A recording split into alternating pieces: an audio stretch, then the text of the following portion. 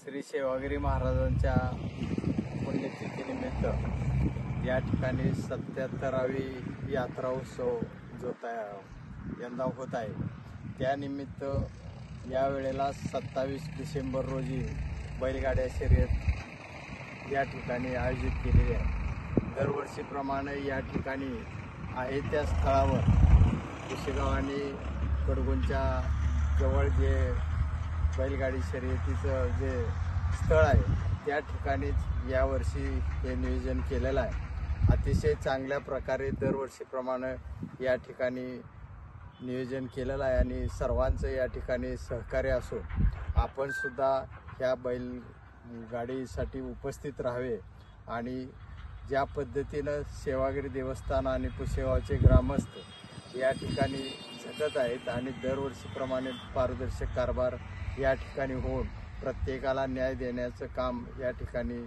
देवस्थान ट्रस्टतर्फे होणार आहे।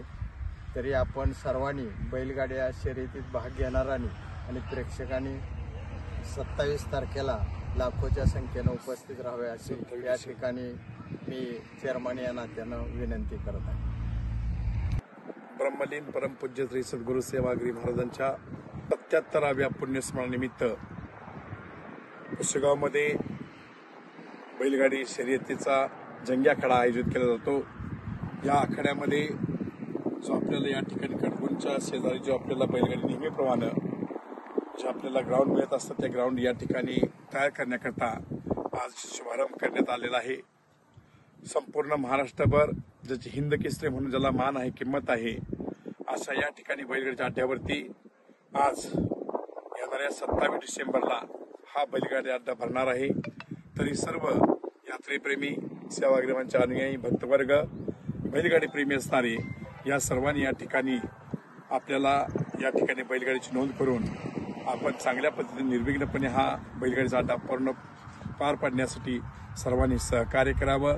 येणाऱ्या 27 डिसेंबर रोजी हा बैलगाडी शर्यतीचा अड्डा हिंद केसरी म्हणून संपूर्ण महाराष्ट्रभरात प्रसिद्ध असणारा सुरू होणार आहे। तर बघितलं मंडळी, पुशेगावच्या मैदानाची तयारी चालू झालेली आहे।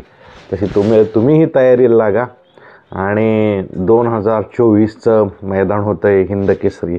आपण ज्या मैदानाला सर्वजण मानतो आणि त्याची प्रतीक्षा सगळ्यांना असते, बैलगाडी शौकीनांना, बैलगाडी मालकांना, सगळ्यांनाच असते। तर असं मैदान होते 27 तारखेला।